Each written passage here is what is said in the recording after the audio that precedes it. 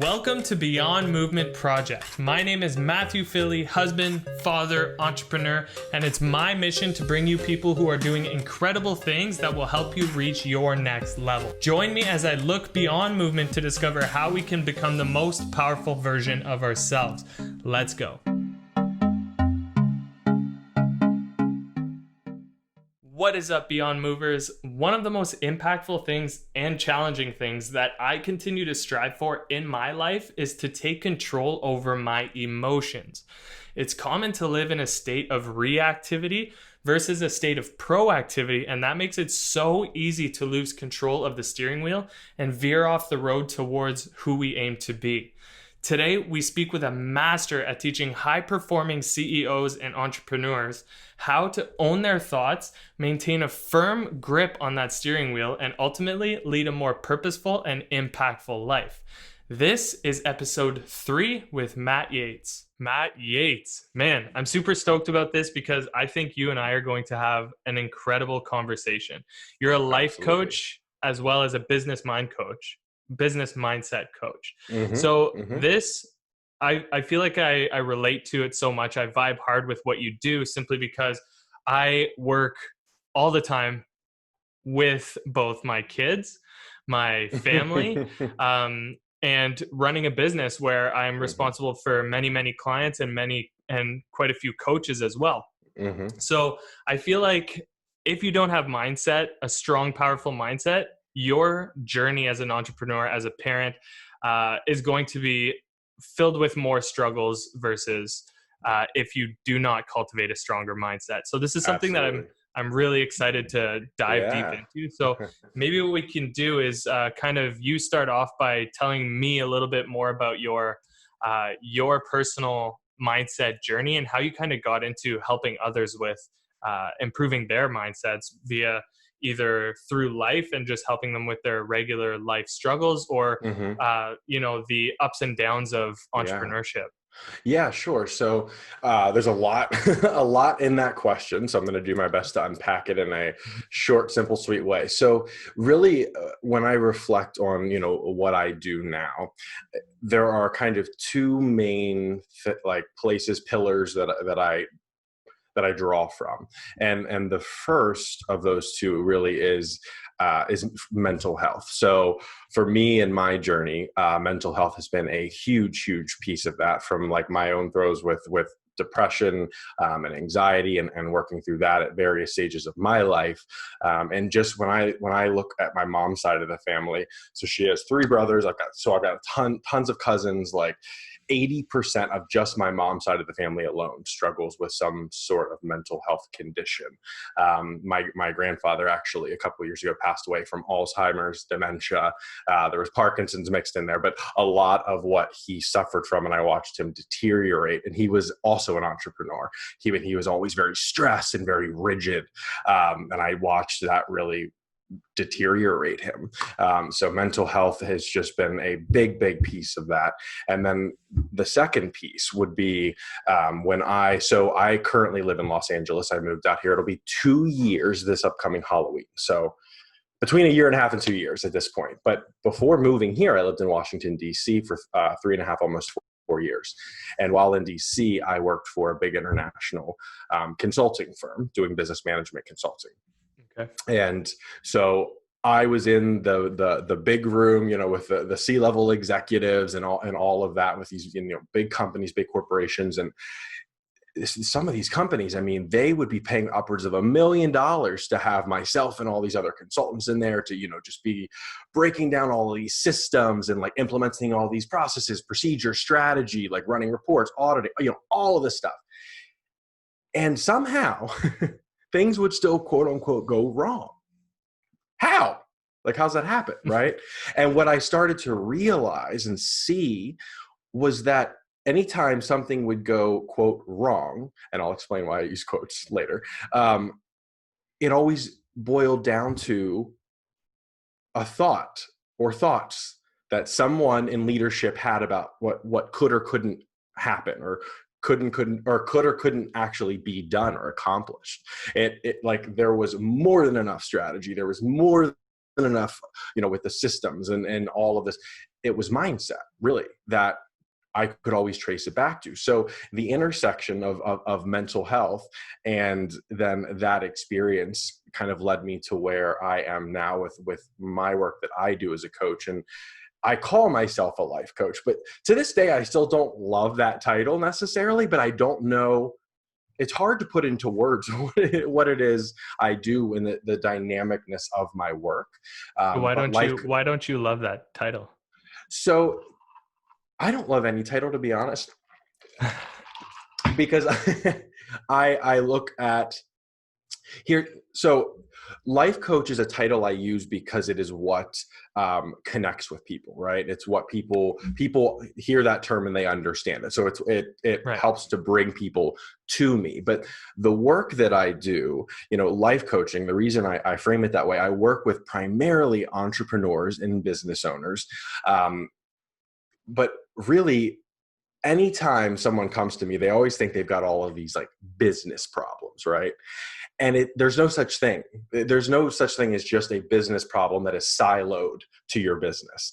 There are life problems that bleed into our business, because when you start to look at the mindset, or what I like to term as thought work, you start to really see, when you dig and deep, and you start to really get down into the core stuff, those thought loops and those patterns, those beliefs, those habits permeate all areas of your life. You might have just seen it for the first time or recognized it in your business or your career. But when we step back and start to take a look, you start to notice it in different ways in your relationships, or different ways in just outside of work, right? Or in your love life or friendships, all of the different things. So it's life coach is the term I use, but I don't love it because I don't know that it completely speaks to, like I said, the kind of the wide range of things that I do. But it's what, from a marketing perspective, right? In which you've got to be smart as an entrepreneur, and you've got to speak in lingo that your audience, right, understands. Something they can relate to and connect to. Right. And the same thing, I use the word mindset too here, and you'll see me say that word, but I don't love the word mindset either. Okay. And I can elaborate on that if you want me to, because here's the thing with mindset. I don't love the term mindset. So let me use the example of money mindset, right? That's something that people talk a ton about. There's a ton of books on it. Inherently, the word mindset means every single belief, every single experience you've ever had, like all of that around money. That is like thousands and thousands and thousands of things to work through. And that's like years and years of therapy and coaching and all of this. It feels so big. Deep. It's right. So deep, So the question I ask is, is it possible that you're just a thought or two shift away from exactly where you want to be with money? Is it true that your money mindset needs fixed, or is broken like people, or are you just a thought or two away from exactly where you want to be? And when I frame it in that way, and it's the truth, it just feels so much more manageable and doable to the person sitting across from me, and helps them see, the power within themselves. And also that, like, it's just, we always frame things in such there's a duality. It's like, it's either black or white kind of a thing. And that just is not the case that I found in the work that I do and in my life. Yeah, that's totally fair, man. I feel like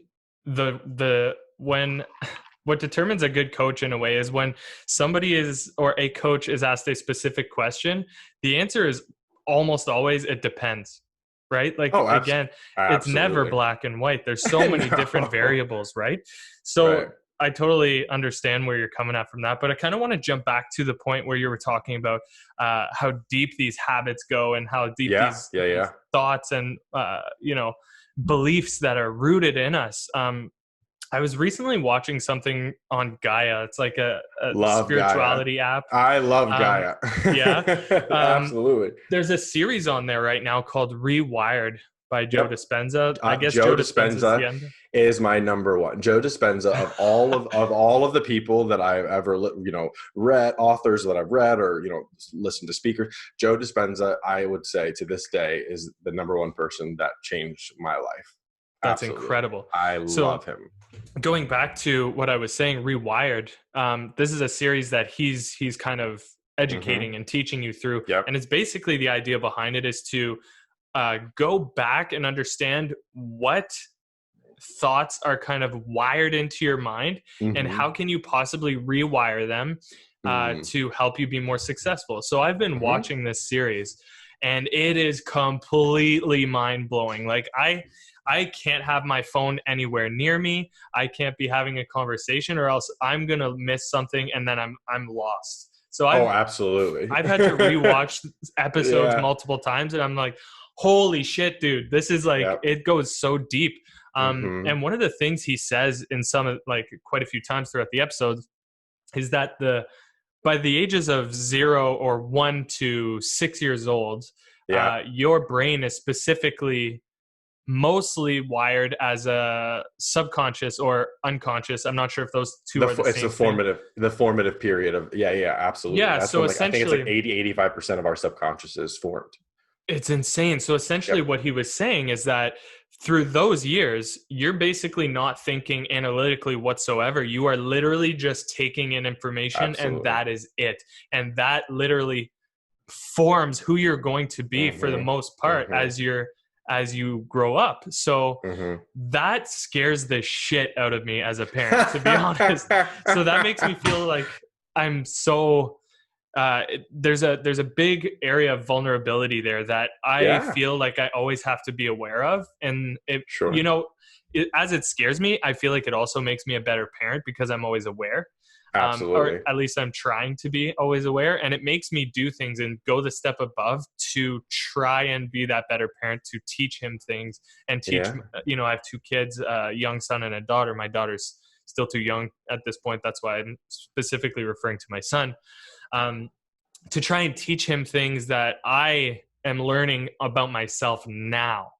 Sure. So that I feel like that's something I want to talk with you about right now. Like, what are your thoughts on, rewiring or helping people understand these bad habits that they've created or that are Hmm. so deeply rooted?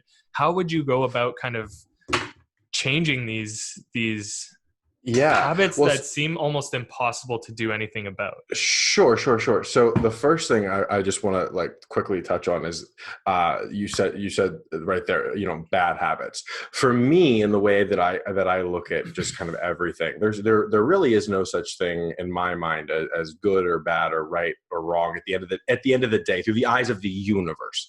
Like, an example I always give, and it's a little bit like deep, but like, if someone's driving and they get in a bad car accident, that and they pass away, right? Like, when we think about that, it's like it's sad. It brings up emotions like, anger, frustration, sadness, all of this stuff. And that's valid, but from the eyes of the universe, really, like, what has happened there, it's just energy passing from one form into another, right? Right. So really, I try to kind of step back and not label anything as good or bad necessarily. It just is. So really, it's whether or not the habit is congruent with the life that you want to live, right? So Or, whether it's serving you versus not serving you yeah, yeah, towards yeah. your Like, greater goals or whatever. some people use the word alignment. So alignment, congruent, whatever word you want to use there. But really, so to speak to kind of what you were talking about there, that is kind of the core of again, the thought work that I like to do with people. So just to kind of talk through that a little bit, and this is one of those things that it makes sense, but it takes a little bit of time to really just kind of sit with it and then start to, like, apply it to your life. But it's kind of it's a model, basically. So it's looking at, like, at our core as human beings, we are creation. We create. Our brain creates thoughts. So the way that we as humans experience the world in our life is through our senses, right? And that goes into our brain, and our brain then forms a thought about the things. So let me think of an example. Okay, let's use an example of, like, you're walking in the desert and there's, like, a big cactus in front of you, big old, like, points on it. Okay, spikes. So when you see that cactus, immediately your brain creates a thought about it. Now, the thought that your brain creates is separate from the cactus itself, though. Okay, stick with me. So you see that and you experience it because just that's the senses that we as humans have, and that's how we perceive the world. So the brain creates a thought. Let's say that thought is, that cactus can hurt me, right? Okay. So that thought, the brain creates a thought, which then triggers a corresponding emotion, feeling in the body. A thought to the mind is a feeling or emotion in the body. So the second you have that thought, that cactus could hurt me, you feel this kind of fear in your body, right? That fear, that emotion either causes you to lean into action or some form of inaction, resulting in, so let's, in that case, action of me backing away, resulting in me never walking up to touch the cactus. So that result of me never touching the cactus then reiterates the thought that the cactus is dangerous, triggering the feeling in my body of, right, like fear or anxiety. Again, I back further away, and these loops just start to happen and churn and go, and then they form into beliefs and just form our operating system. Until you step back and you realize, okay, there's always a thought happening.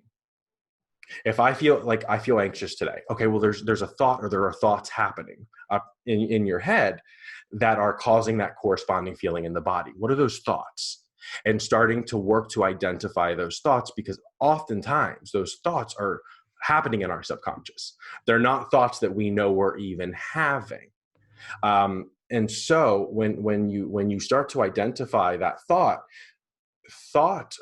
you can't, we are not in control of like the thoughts that our brain creates, but we are completely in control of which thoughts we allow to stick and believe. That's so deep. when you start to see, right, so when you start to see those thoughts, the thought that, oh, the thought I'm having is that cactus is dangerous, and you start to question those, well, what if I could touch it? And you actually then one day walk up and just lightly kind of touch part and go, oh, it doesn't, I can actually touch this without it hurting me. That in that moment, you take that old thought, that old paradigm, that old beliefs that was there, and you replace it with, oh, the cactus won't hurt me if I touch it lightly, which then the corresponding feeling in your body, right, shifts. It's not that anxiousness anymore. Right. Man. So that's really, so doing that with everything in life. Anytime you're having a feeling, or you can, know what the thought is, you can really kind of identify it from any part of that. But typically where people will start to just, anytime I tell my clients, anytime you feel an emotion of any sort, stop, be still, identify, like, what are you feeling, and what is the thought that's happening or being created that's creating that feeling in the body. Yeah, it's like a constant effort, right? I love how you use that analogy of the cactus. That was pretty powerful. That kind of goes into facing or seeking discomfort for the greater growth, right? You're kind of comfortably uncomfortable.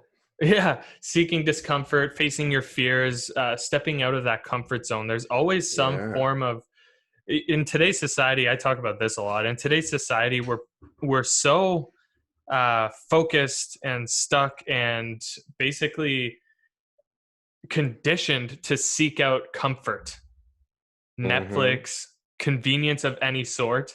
Netflix is like, I could use Netflix for so many different things, but that's like the entire atmosphere of comfort. Like, you have your television, which removes any it's full distraction from any problems you may be having. It's the most convenient thing.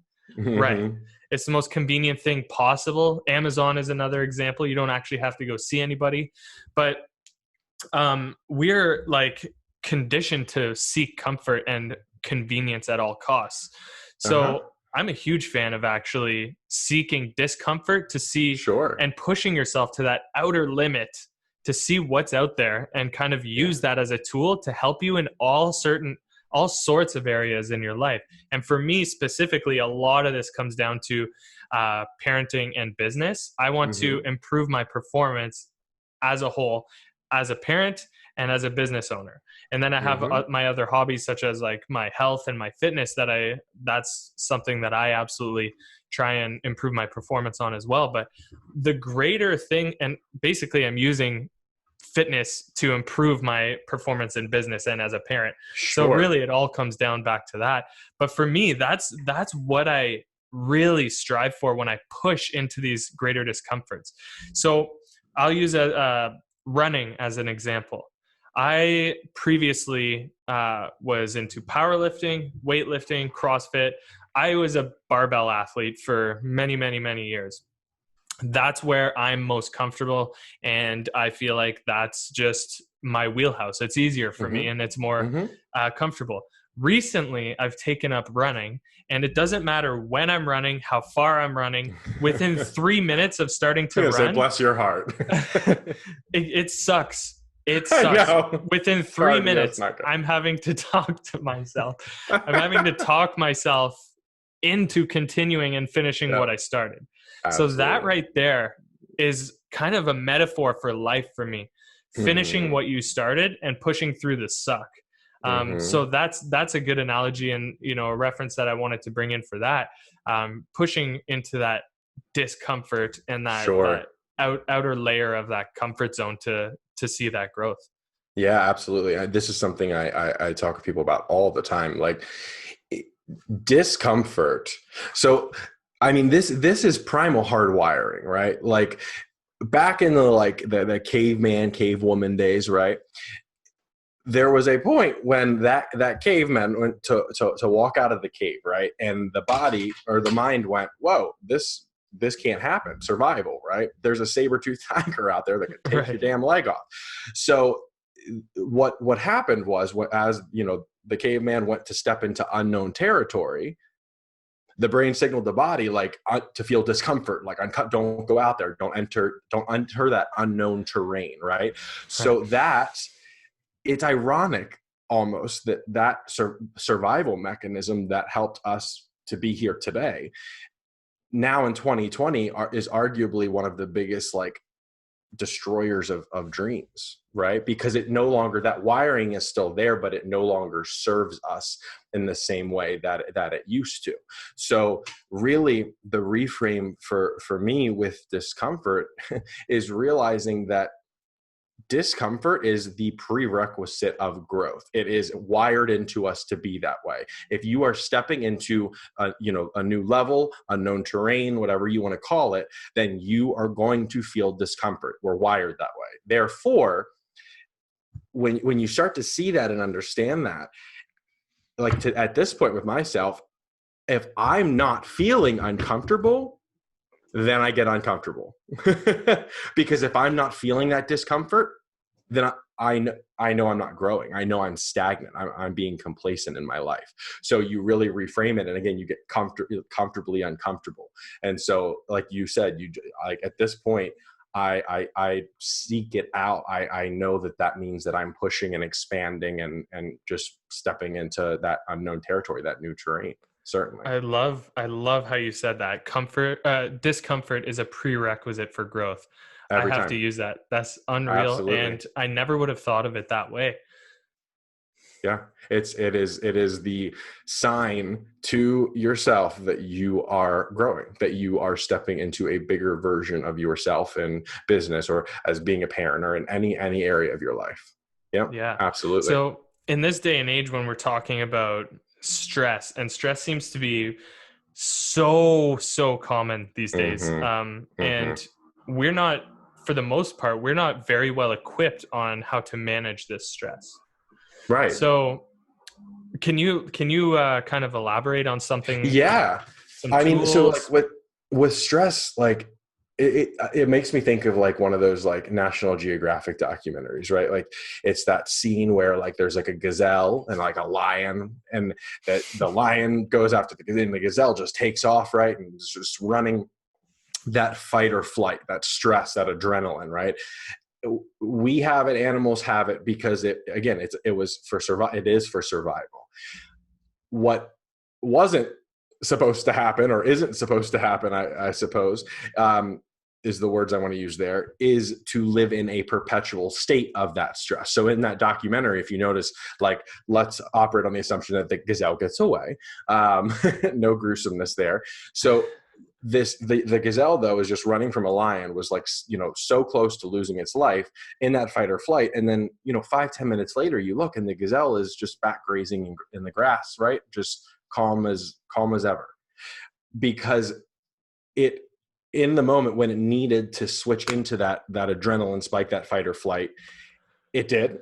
And then after, it just is back to grazing, calmness, right? We as humans, though, developed this thing called consciousness, where we could think about thinking, where we could think about the past and what has happened, or we could think about what we think might happen in the future. So really, we live in this constant, just like stressed, like flex, tense state, like we're being chased by that lion, simply sitting on our couch, because our minds aren't our mind does not stay present. Our mind is not there in that moment. Our mind, we all primarily exist in the past and the future at all times. We're never really here in the moment, because here in this very moment, in this second, like, we're safe. We have a roof over our head.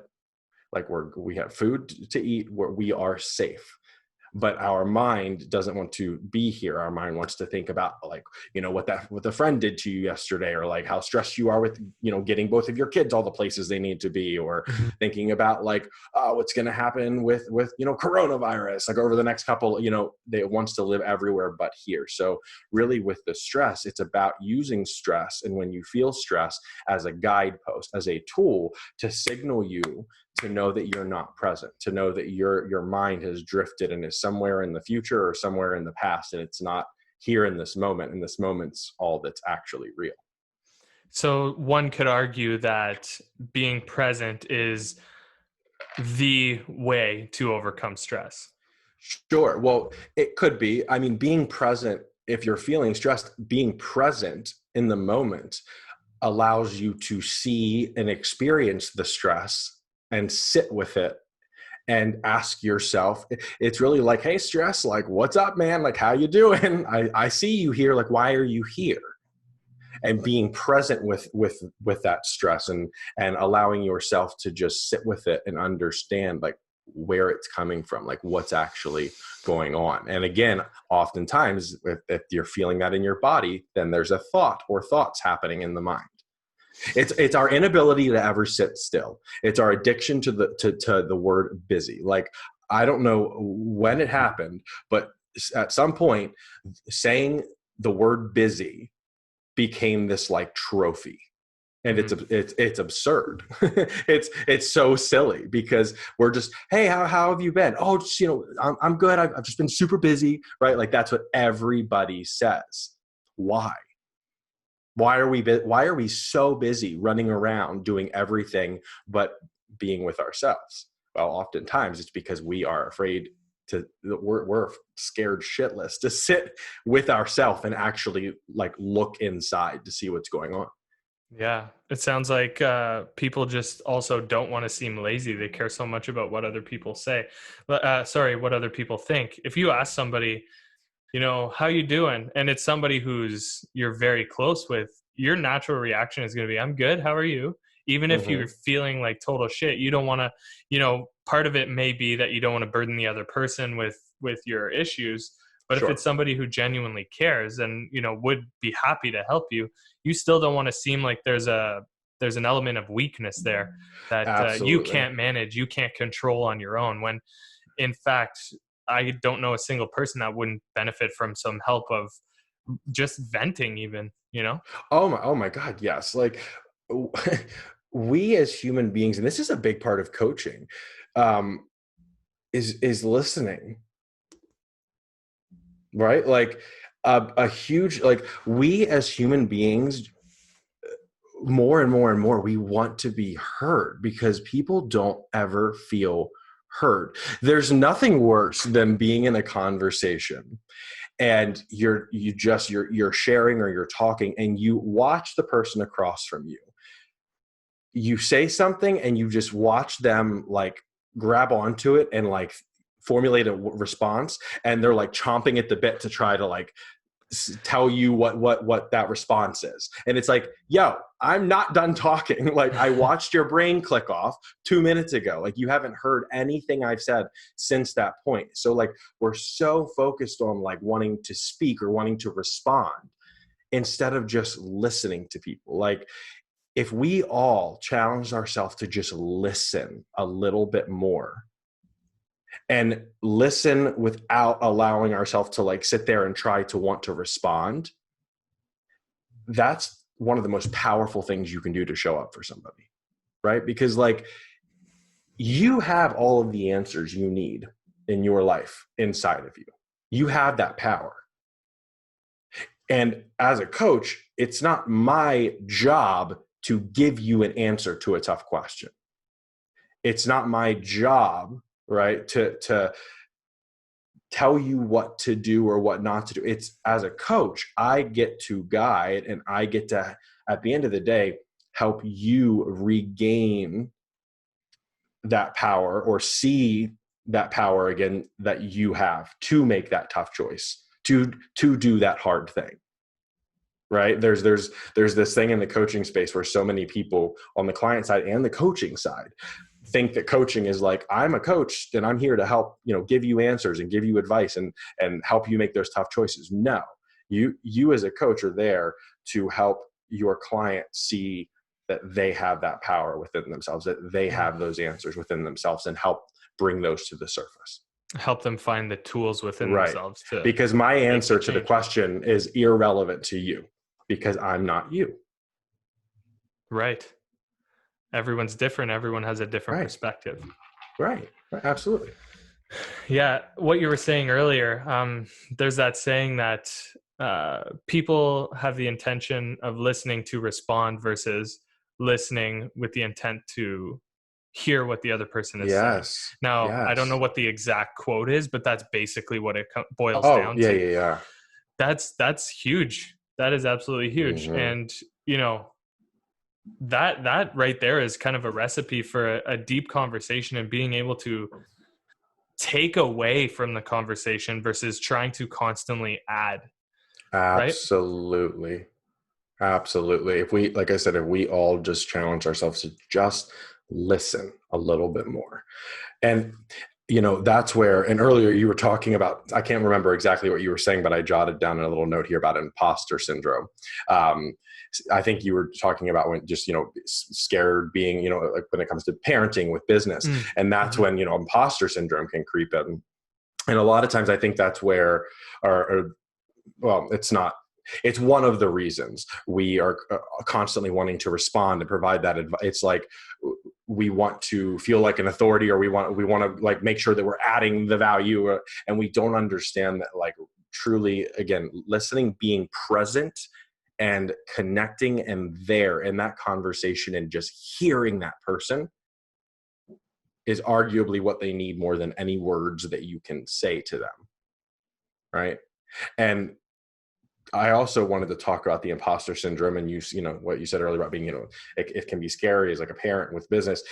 And because imposter syndrome is something we hear about a lot. And I talk about a lot myself. And it's interesting because imposter syndrome is something that has this kind of, negative stigma attached to it. Right. And I kind of, I compare it or use it with like anxiety is an example I'll use.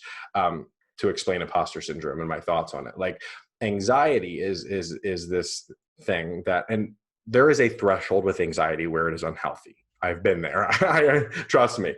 But it's interesting looking back in my journey, and when I was first going through the depression, anxiety, and trying to diagnose and figure out what was going on, one of the very first medicines my doctor put me on was it was an antidepressant, but what it really kind of did was hit and targeted my anxiety more than the depression. But I remember it vividly because it like completely eliminated my anxiety, and I was a lifeless blob. Like, there was literally a point where I like called my mom and I was like, Mom, I I can't get off the couch right now. Like I basically just, I'm a blob Now, is this because from willpower, or was this from like the from medication the just the medication. Then let's so hold that thought. So okay. it was from the medication completely like eliminating my anxiety. But when my anxiety was completely gone, I had no motivation or drive to even stand up and do anything, right? And that's the point I'm making here. Like anxiety, imposter syndrome, these things we look at with this like negative slant. Well, when you say I'm feeling really just motivated today, right? And you're motivated and driven to, change the world, to just like, do all of these things, that is anxiety too. Like feeling motivated, feeling that drive, that is a form of anxiety. excess energy? Right. Imposter syndrome, right? Feeling that like, oh, like, I want to be a better parent. I want to be a better, entrepreneur. That imposter syndrome that if we didn't have that, you would never want to be better. You would never strive to do more, to be more, to learn more. Right. So a lot of these just things, there are thresholds. There's a line where, too much is not healthy, is not good. Right. But at the same time, if we can start to change our relationships in the way that we see some of these things, right, like imposter syndrome, and stop looking at it again, black or white, like it's good or bad, and just go, wait a minute, this thing that I've thought, this imposter syndrome that I've always looked at as like a bad thing, is actually what has made me and helped me become such a fantastic, entrepreneur, whatever you do at your job and a parent, like relationships, because it is what is making me want to be better and continue to grow in certain ways. Interesting. Yeah. And, you were talking about imposter syndrome and, as a coach, trying to give all the answers when a client comes to you, instead of kind of just listening. Right. So yeah, a part of that comes down to, I believe, that fear again of not, imposter syndrome and not wanting to seem like you don't know the answer, when in fact, one of the most powerful things and helpful things that you could do in that moment could be to say that you don't know, and that, either you're going Yes. to figure it out for them, or pointing them in the right direction to another person or another resource Preach. Yes. that could be helpful for them, right? So being afraid to say Absolutely. that you don't know doesn't make you a weaker coach. If anything, it makes you a better coach, You will build trust in my with your opinion. client by saying that. Like if you 100%. if you don't have an answer to a question, first of all, again, and now there is a difference with fitness coaching versus like the life coaching that I do. So like there are things that are there are answers to be given, but if you don't know what that answer is, saying, hey, that's a great question, I'm not sure, let me get back to you on that, I want to ask my mentor, I want to ask you, that will build more trust with your client in that second than like an entire like amazing conversation, because you're showing that you are also human. You're not sitting across trying to look like Superman, and nobody likes to open up to someone that they feel is just like overly perfect, because they don't feel that human to human connection. Right. And not only that, but you run the risk of just looking like a total asshole and idiot. Well, yeah, Right? well, Like, and what not if your looking like it, response like makes no you are sense? just, yeah, you are just being an asshole and idiot by like just throwing out an answer if you don't know, because Absolutely. Yeah. that's careless coaching, right? And it's interesting with like the not wanting to seem like you don't know. That also right there, that's making it about yourself. Mm. That right, you are completely pulling focus from the client because you're worried that you're going to appear like you don't know, or you're not an authority.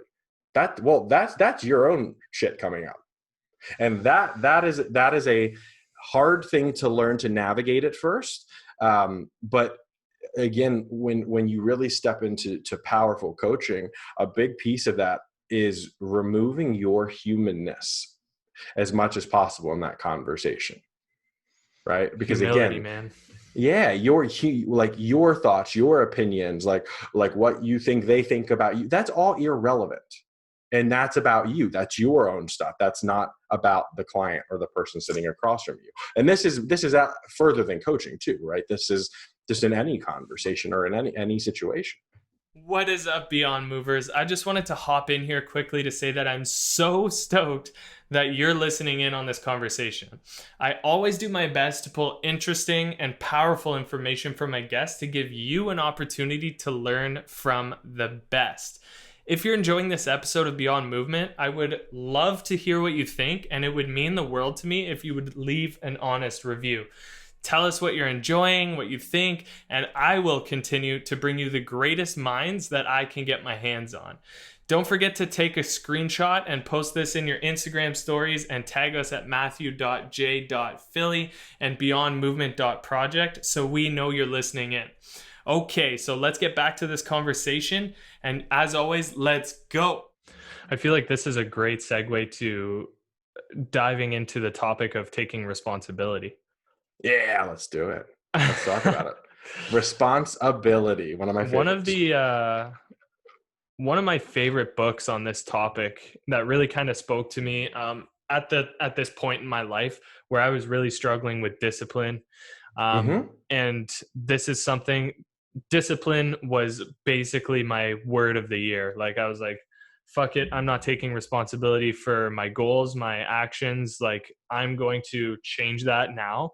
I'm going to lead my life with discipline from here on. I started reading Extreme Ownership. I'm not sure if you're familiar with that book. I haven't read that book, no. Jocko Willink. His name is Jocko Willink. I've heard that name before. So he's a former Navy SEAL, and he runs this company now where he works with executives, high-level CEOs, entrepreneurs, whatever, to basically improve their level of leadership in their business. And he goes through stories and stories and stories, and he relates his experience in as a Navy SEAL and in the Army with leadership and entrepreneurial leadership and just leadership in general. And his big thing is taking full extreme ownership as a leader. If somebody 6 levels down below you makes a mistake, that is your problem or your fault essentially, because you weren't there to teach the person above him how to lead his day or whatever, and he made these mistakes throughout the day. So that's like an example, but essentially taking extreme ownership of absolutely everything, and that way you're basically completely in control of how you lead your life and how other people will be felt around you, right? Yes and no, because you can't control how anybody feels around you. You can't control anybody else. You can't control how somebody responds to you. You can't control how I respond to anything that you say. And arguably, you'll never actually know, because maybe I'm really good at sitting here and smiling, but in my head, there's a different kind of thought, right? Because we're always living our life based on like what we perceive to be the judgments of the other people around us, right? Like, what are they thinking about me? You can't know. Like, the only person that can ever know what anybody is thinking is the person thinking it. Right. So just with that statement, I was like, I'm gonna push back on that one. That's fine. I appreciate that. Let's go back to one of the most recent IGTVs that you recently made. Sure. I watched that this morning, and you were talking about a car accident, or not a car accident, sorry, somebody cutting you off in traffic. Cutting you off in traffic, yeah. Yeah, and your initial reaction, generally speaking, not you specifically, but most people would be to get frustrated, pissed off. I've been there. Yeah, exactly. Yeah, I mean, exactly. I swear we've all been there, right? So that's your initial reaction, is to feel pissed off, like, this asshole, he doesn't give a shit. He did this on purpose, whatever. Right.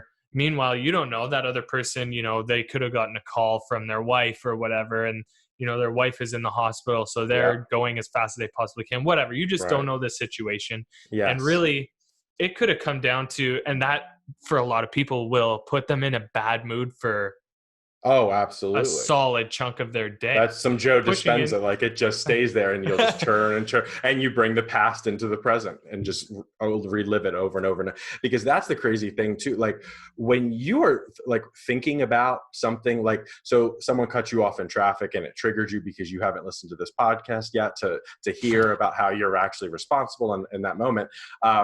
You will, you'll get to, let's say, the office and you'll sit there at your desk and you'll think about how that asshole cut you off again. And then like it'll come up again throughout the morning, and the body does not know the difference between whether the brain is remembering or like versus living it real time or it's Right. happening, right? So again, this ties into the stress thing too.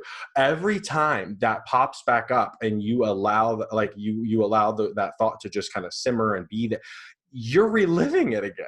It's like Right. your body is feeling like it's happening real time again and again. And so that single instance, which really was 5 seconds, let's say in the morning, literally just throughout the day takes up 5 hours of your day that you've sat there and simmered and relived it over and over and over again because you haven't taken responsibility. And your body is basically sitting there reacting like it's Yeah. happening for 5 hours Yep. as opposed to just that 5 seconds. So Mm-hmm. yeah, as you were saying, basically it's changing your perspective of what just happened. Mm-hmm. You Yeah. know, Yeah, it's coming back to love. Like, there is love and fear. Really, when you boil everything, kind of comes back to one of the two, in my opinion.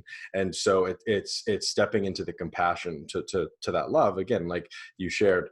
When that happens, that when somebody cuts you off, right, you have to slam on the brakes. Yes, the emotion, I'm not saying you're going to sit there and be like, peace and zen. Like naturally the adrenaline's going to spike and like the emotions are going to happen.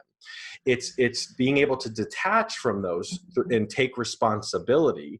And with the word responsibility, it's you are able to choose how you respond, because in every situation, the person cutting you off, that is them. Like that, you couldn't control that. That's outside of your locus of control, right? However, you are completely responsible and in control of how you respond in that moment to that situation and every situation. So taking, you said extreme ownership, like, or, I'll term it extreme responsibility in life, right? Like you are responsible for everything in your life. And the second that you really allow yourself to just come to full embodiment of that just idea that you're like where you are right now in your life, with finances, with family, with friends, with your career, with all of those things, like you are there because of every action and choice that you have made up to that point, right? And when you take responsibility and realize, wait, there are a lot of things outside of my control, however, I am absolutely in control and choosing my response to those things, then you just enter this entirely new way of being and living, where you recognize and see that you have the power to create whatever you want in your life. it's so powerful. Yeah, right. So So when that powerful. person cuts you off, you recognize, because you've listened to this podcast and you're like, responsibility. I remember Matt talking about that.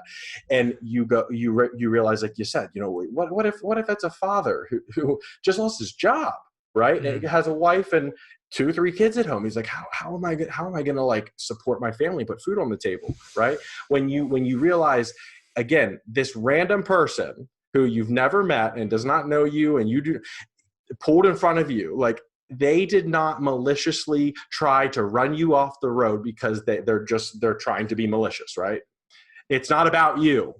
Again, we make everything about us.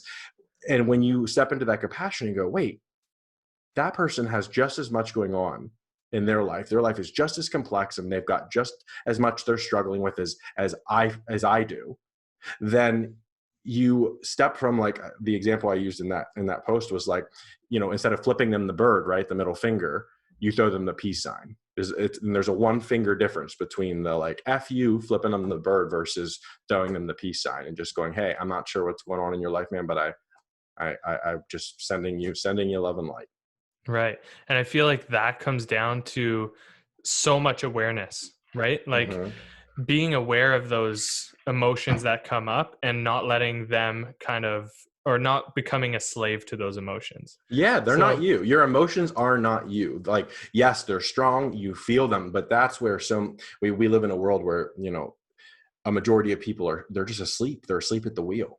They operate and don't realize, they don't have awareness around the fact that yes, emotions happen, but emotions are a lot like a storm, right? Like when a storm rolls in, it can get nasty, right? Rain and lightning, thunder, it gets dark, like all it's, high winds. And, when the storm's there, you weather the storm, but the storm, I don't know if you've ever, taken a flight and like taken off through a storm. And it's amazing how a storm can be so bad. And then once you just get up to where you're above the clouds, that blue sky is still there. That yeah. beautiful blue, expansive sky is there. So just because from the ground level that storm's happening, that does not ever mean that that peace and that just joy and love in any one of us isn't still or can't still be there. Just weathering the storm, but knowing that blue sky is right above those clouds, and the storm rolls through and it passes. Dude, beautiful analogy. That was really Yeah, well said. thank Um, you. I just wanted to go back real quick on being aware of those emotions. Yeah. Um, I'm sure you're very familiar with Brendan Burchard. Brendan Yes, love him. Burchard. I'm not sure how to Yep. pronounce his name. I always Regardless, just say it really fast, so I can't really. Brendan Bouchard. yeah. Oh, yeah. All right. So essentially, I'm reading a book, or was reading one of his books, called High Performance Habits. I'm not sure if he Absolutely. has more books, but that's the He one I has a was couple reading. others. I've read it as well. Yep. So he, in the book, he mentions there's a difference between emotions and feelings. Yes. Now, I spoke about this in one of my previous podcasts as well. However, emotions are basically that instinctual Yes. emotion that comes up, that first reaction of how you Hmm. feel when Hmm. something happens to you. It's your reactive feeling Yes. Yes. versus your feelings are a choice. Yes. So emotions and feelings are not the same thing. So if you initially have an emotion of anger, of frustration, of resentment, you don't have to let that feeling last for a long period of time. You can shift your feelings to towards specific emotions. Sure. Absolutely. Certainly. And to that same end, I also, if you're feeling those, and I'm glad you drew that distinction, because you're spot on there. When you feel those emotions coming up, though, it's, in my experience, very helpful to, before you try to just change it or shift it, to sit with it for even just a little bit, a couple seconds, because that emotion is coming up for, there is a reason.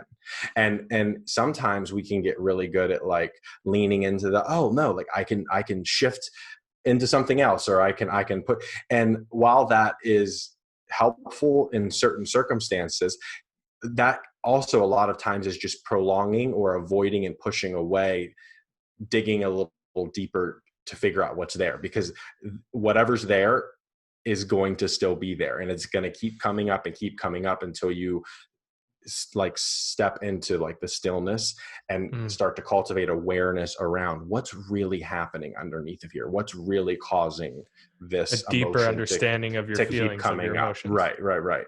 Absolutely. So I both, there's not one approach that's like I said better than the other, and it also is situational. It's when you're being a dad and you've got business stuff happening and you've got your two kids that you're like, you might not have time to like sit and be still and Mm. go, I wonder where this emotion is coming from in that moment, right? But that's Right. where I always encourage people, have a notebook, a little journal, like near you at all times, like jot it down and revisit it later in the day, maybe in the evening before. Come back to that. Don't continue to run from that if you notice an emotion that's coming up again and again and again. I feel like that's something important to highlight right now, that um, suppressing the emotion and kind of just trying to override it with a happier, more positive emotion isn't necessarily as beneficial as what you're saying, as sitting with it, understanding it, dissecting it Yeah. in a way, and Getting then curious. shifting.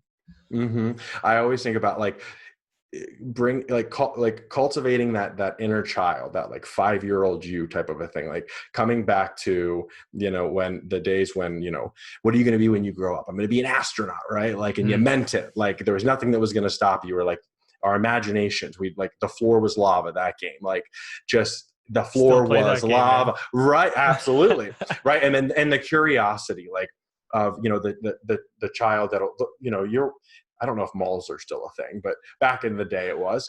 And, as a little kid, in the mall, I would walk up to a random person and just kind of stare at them and be curious, or I'd pick up the thing off the floor, until my mom said, hey, don't talk to strangers. That's, that can be dangerous, or, hey, no, that's dirty. Don't pick that up off the floor. So that genuine, like just curiosity about everything, we can bring that childlike curiosity to our emotions and get curious about, hey, like why is this here?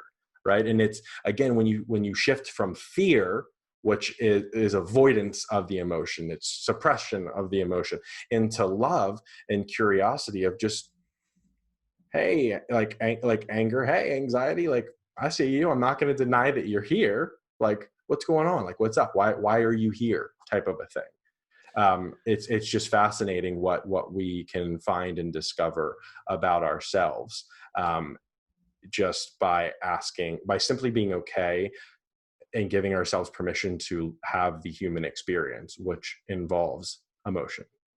Yeah. Wow.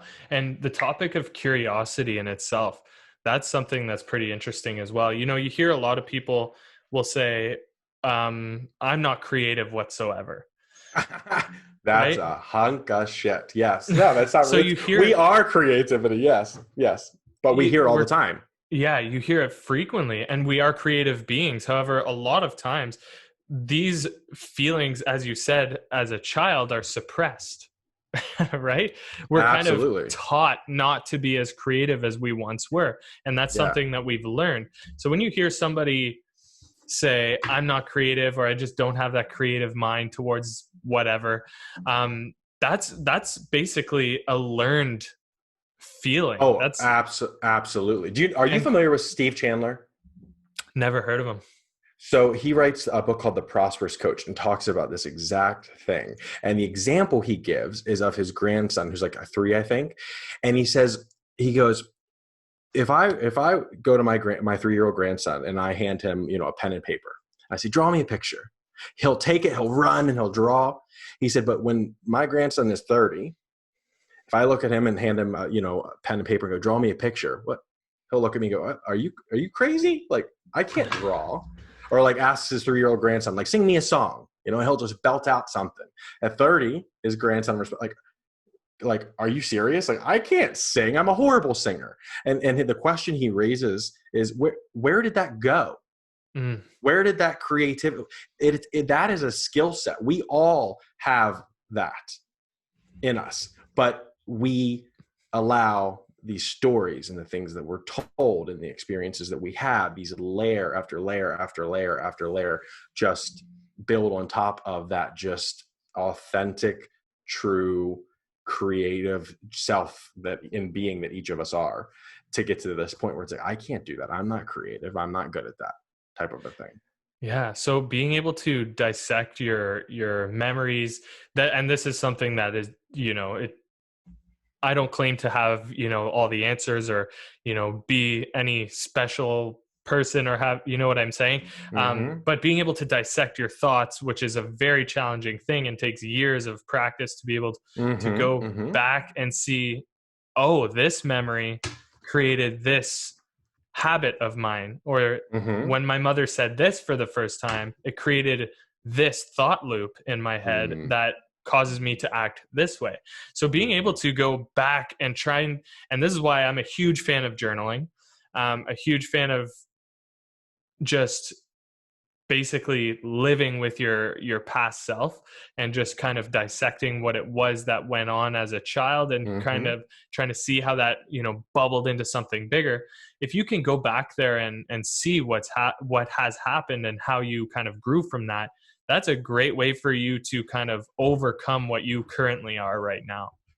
Oh, absolutely. And that's again a huge part of the mindset work is tracing back to find the source. And it's amazing, like we were talking earlier about, the formative period of life. And Hmm. um just it is insane to think that like from the ages of like 0 to 6, so like almost all of our subconscious is formed, like we don't even remember like so Yeah. many things that happened at that point. But it's interesting because like with what you're speaking to, that is how you start to rewire. That is how you really facilitate change, when you allow yourself to sit with and trace back and start to identify those moments or those experiences that had such a profound impact on you, and who you became from that. And so when you understand the source behind what's going on, it I find is a very helpful then in shifting and changing that belief or that truth that you've held on to, when you can understand, okay, here's where this came from, and here is then also how this is incongruent with what I want to be in my life. Therefore I can change it. Because sometimes when we just try to look at like, hey, what's the habit that you have that you don't want anymore, Mm. without understanding like where it came from, it makes it much more difficult to kind of work through. Yeah, that can be one of the most challenging questions possible, I Yeah, think. yeah. But A once, lot of us aren't aware. yeah, yeah. Oh no. Well, I mean, at the end of the day, Matt, like awareness is the key to like awareness is the key that unlocks the box to all growth and development and just acceleration in life. If you're not like what people oftentimes when they first become aware of like something that they deem bad or negative, or it's a habit or it's a belief they've held on to, that's the point where they get like upset and they're like angry, and it's like, whoa, whoa, whoa, hold on a second. Awareness is the key, because if you're not aware of it, then you can't take action to change it. The second that it comes into your purview and you become aware of something, you've regained your power to see it and to shift it accordingly. Like awareness is the most powerful first kind of step to unlock the box to wherever you want to go and whatever you want to do. Yeah, so that's a huge skill to just Yeah. develop as a person. Which again comes from slowing down and taking Mm. time to get curious and to ask yourself questions, and to, the motto I was talking about earlier with like understanding that what we see around us and the circumstances are separate from like the thoughts we have about those things. So like just all of these tools really to cultivate awareness and then growth.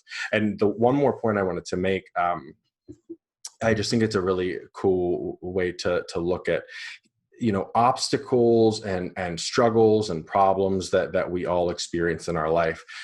At some point we all get to ask ourselves the question, or you get to this point of frustration, like, why does this happen? Like, why is this happening to me? Right? Like, why do I have these obstacles that just keep coming up, or whatever it might be? And when you step back and go, well, has the universe ever put anything in front of you that you haven't been able to handle? No, because you're right here. And if you're listening to this podcast, no, because you're alive listening to this podcast. Mm. Hmm. So, with that assumption, what's the point of the obstacles of having to overcome, all of that stuff? Well, that's the curriculum. That is the universe's curriculum for us, because every obstacle we come up against puts us face to face with something we get to overcome and work through and grow from and learn from, right?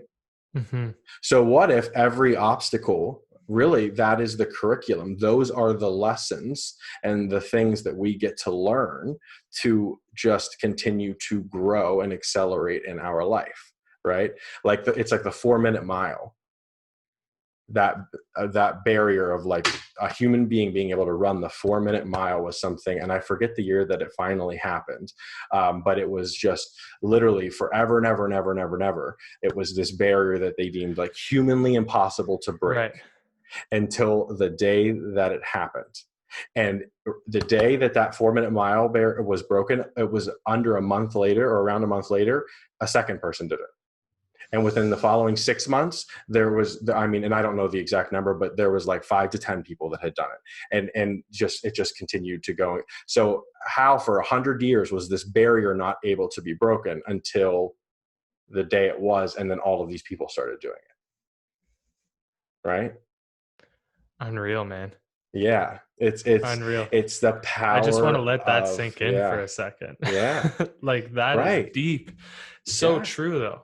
Just having that mindset, as you said, you know, and again, like if you have those barriers, you're going to feel like it's impossible to push past. So being Sure. open to seeing, or being open to expanding past what you think is possible for yourself is Yeah. Yeah. And setting your ego aside, crazy. right? Like that just kind of like, Self-judgment. what, yeah, exactly. Like I don't, like you said earlier about like saying in a conversation, I don't know. Right. Like Mm-hmm. that kind of a thing. When you see obstacles as gifts that are your growth, your curriculum for where you get to grow. And I don't look at it as like progress forward or backwards. It's like enlightenment. It's kind of like just going up and up and up kind of a thing. Mm-hmm. And those obstacles, like if I reflect on my life, you know, I was talking earlier about like the extreme like period of depression and anxiety that I went through. Looking back, hindsight, some of the biggest just strides of growth that I've had in my life came from that. I look back to, I was in the closet for 24 years of my life in West Virginia. Like when I think back, like I thought that was like being gay was the worst thing that could have ever happened to me. And now I look back and I'm like, whoa, that was one of the biggest gifts that was ever given to me. Wow. Right. So like the points in our life when we look back and these things that were just, you know, so tough to work through and to get through. And I'm not discounting how tough it is to work through struggles and those obstacles. Absolutely. But just knowing that this is happening because I get to learn and to grow from this, that then I get to take back what I learn and my growth to the world to impact and help other people that are going through or will experience something like this. It's the biggest gift. It doesn't mean it's going to feel good. I'm not saying that it's, you know, quote unquote fun to go through. But again, when you start to see this stuff and the utility behind it, like the imposter syndrome earlier we were talking about, or, you know, the utility behind having an obstacle in front of you, when you start to understand, it's just like tracing back to the source when you're working through like limiting beliefs, right? When you understand kind of the utility behind it, where it's coming from, that is so powerful to help you then in kind of just being present, working through it and getting to the other side, instead of really losing yourself in the emotion and losing yourself in just the like, woe is me victim mentality. Unreal. So I feel like this is something that could really help many, many people who are struggling with something Sure. similar to what you went through. So you were mentioning as a 24-year-old gay man, that's when you came out of the closet at 24? Yeah. 24. Yeah.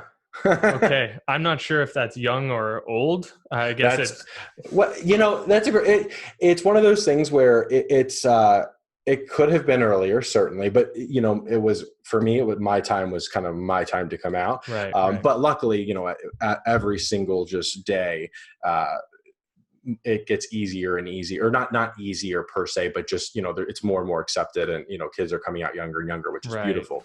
But yeah, so, but I mean, you know, standing in a small closet for 24 years isn't quite ideal type of a thing, but it's just, it's amazing. Like I said, when I look back at that and I go, whoa, like that experience, like, you know, I've worked with so many clients, and they'll bring stuff to me where it's like, I don't know, like, you know, a client who, let's say, is, you know, a business owner who is working to just bring on more employees and expand the business and grow, scale in all the different ways.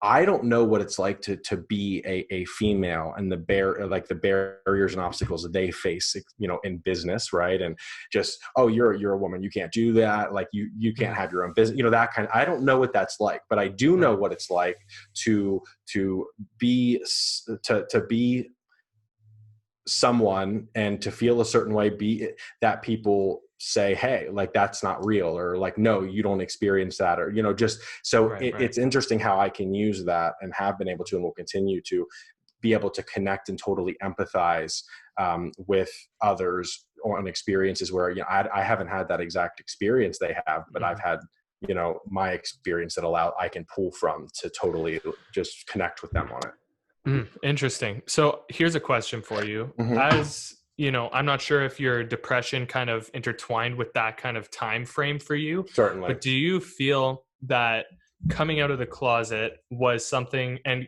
going through that extreme moment, I'm not sure if it's kind of like, it feels like a built up moment of like years of, what I mean, emotions going into one moment where you finally tell somebody, or come out to those who are important to you.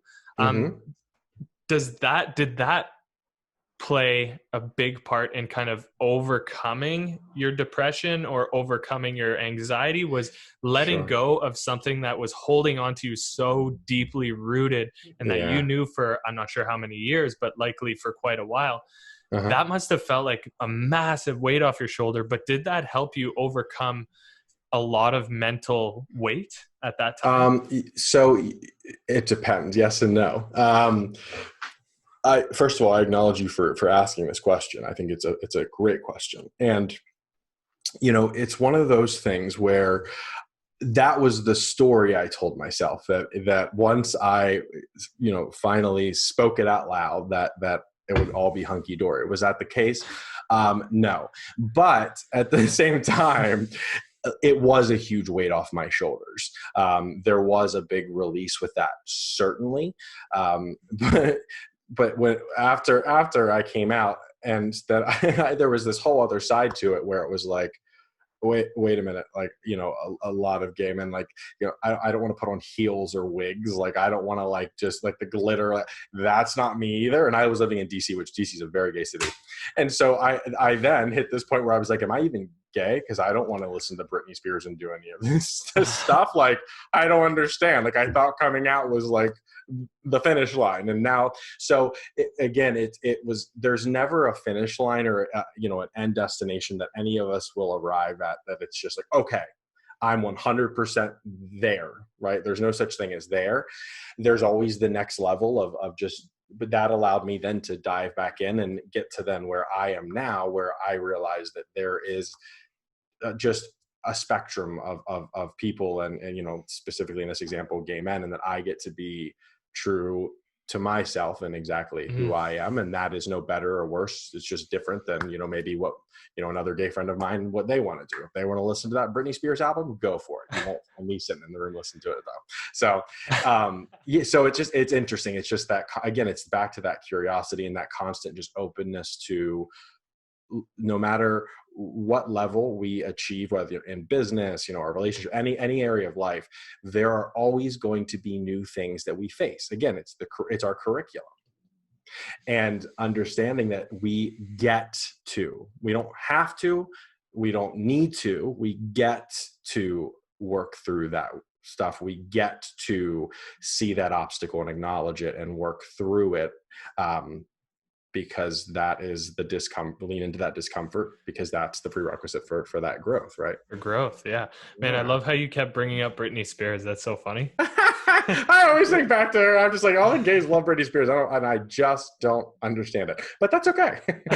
Hey man, I love Britney Spears. I guess I'm as gay I mean, as back in the day, sure. But I mean, like the poor, I just think we need to leave Britney alone. I think she's done it. She's done plenty. She's contributed what she could. And it's time to just leave her be as a human being. That's all we've ever wanted, right? Just leave Britney alone. Like, oh yeah, just leave Britney. I don't know. She posted, I think on Instagram, not not that long ago. It was during court. She like burned down her gym accidentally in her house. Like, poor thing just needs some space and time to Yeah, reflect. she's going back to the bald days, isn't she? It's like an oops, I did it again. I burnt down my gym. That's unreal. So, man, I have one final question for you. Yeah. We've With been all over the place. Yeah, seriously, and I've had a ton of takeaways from this. I'm really enjoying this conversation, and I feel like Yeah, we might have the to do audience. a part two. Yeah, absolutely. The audience, the listeners, there's definitely a ton of stuff here, regardless if they're entrepreneurs, parents, just an employee trying to climb the corporate ladder, Absolutely. just somebody trying to overcome stresses in their life. There's something in here that they can take away. So I really appreciate this podcast and your time from this. Oh, absolutely. But with all your experience as a life coach, Sure. working with entrepreneurs on fortifying a stronger mindset, becoming more of themselves for your clients, what would you say is the number one thing that separates high performers from those who don't reach their goals? Great question. I mean, there's likely many things, but what is one there thing you would are like well to highlight? I mean, it's anticlimactic, I guess, after our conversation, but because we've said it a million times, but it is the difference between the people that do the thing and don't do the thing. The people that do the thing believe they can do the thing. They cultivate the belief that I can do the thing. I'll figure it out. And like the key with success in life, with anything, is it's a super simple equation and formula. Like, get really clear, like, what do you want? Like, to a granular level, get super clear on what the target is, and then take action consistently towards the target, towards the what. Use that what as like your Brita filter, like with the water, like Brita, like the filter just gets out all the gunk, right? So every single step that you take, every action before you go to take that step, ask yourself, does this align with my what? If yes, great, do it. If no, great, tweak, pivot, realign, move. Do not ask or wonder or think about or worry how, because how will keep you stuck every time. And we'll try to constantly think, well, how? To date, I've never met anybody that can predict the future. I'm not sure that if you have, but I'd probably bet money that you haven't. We can't predict the future. So what are we trying to do when we are trying to worry about, like, well, how will it happen? We'll never know. We never know. Like, you can have an idea or a plan, but in life, in my experience, nothing has ever worked out exactly how I thought it would. Right. Absolutely. But that is what keeps us stuck. That is what keeps us sitting there not moving, because we worry about how. Release the how and get clear on the what, and taking consistent action towards that what, and you will get there every time. So get very clear on what the damn thing is and just do the damn thing. And take that action, right? Like, because there's this misconception that, like, oh, once I'm just clear, a little more clarity, then I'll take that action. That paradigm is faulty. That switches. Through action comes clarity. That's through so just true. Leaning in and taking that first step, and then that clarity comes along with that. And it's not something that needs to or can exist before. Well said, man. I can't even say the amount of times that my ultimate vision for the business that I'm running has changed, and it's all because of me putting into certain things that I've already envisioned into place and into action. Whereas I start to realize at this point, that's not ultimately what I want anymore. So we got to get re-clear, as you said, clarity, pivot, and then move forward again. So that's huge, man. Absolutely love that. So this has been fantastic. Yeah. I love this conversation. Where can people find you? Yeah. So honestly, like I tell people, reach out to me on Instagram. At Matt Yates, MATTYATES. Or feel free, shoot me an email, matt@mattyates.org. I'm happy to connect, any of the ways, but, to any of your listeners, like, I know that we've covered a lot of stuff. Like, this is, pretty dense. So, with this, this is one of those, I think you get to go back and listen to a few times, but, clarification questions about any of this stuff, reach out to either of the Matts. I'm more than happy. I just love to connect and talk to people about all of this kind of stuff. So never hesitate to reach out, ask questions, and get curious. I love it, man. Let's just do the damn thing, right? Yeah. So I got a couple projects in the work that I'll be putting out there soon too. So it's exciting. That's awesome. So I'll be keeping my eye on you, and hopefully the audience checks you out as well. Thanks again, man. This was so much fun. I appreciate it. Absolutely. Part 2 coming soon. Let's do it. Cheers, brother. Yeah. Hello. I wanted to say a huge thank you for taking the time out of your busy day to sit through this conversation with me. It's honestly my mission to bring you the greatest minds and pull some epic information from them to help you view your life through the lens of thought leaders and game changers. We're on a daily journey to be one step ahead of who we were yesterday, and I am excited to have you right here to walk this road with me. One of my goals is to help more people take control over their success and their daily lives. And one of the best ways to do this is with your reviews. This helps us rank the show to get it in front of more people. So if you enjoyed this episode and you have a quick moment, it would honestly mean the world to me if you would leave a review and comment about what you liked and maybe even who you want to see on the next show. Don't forget to put the tools you learned through this episode to practice, and I will see you next episode. Let's go.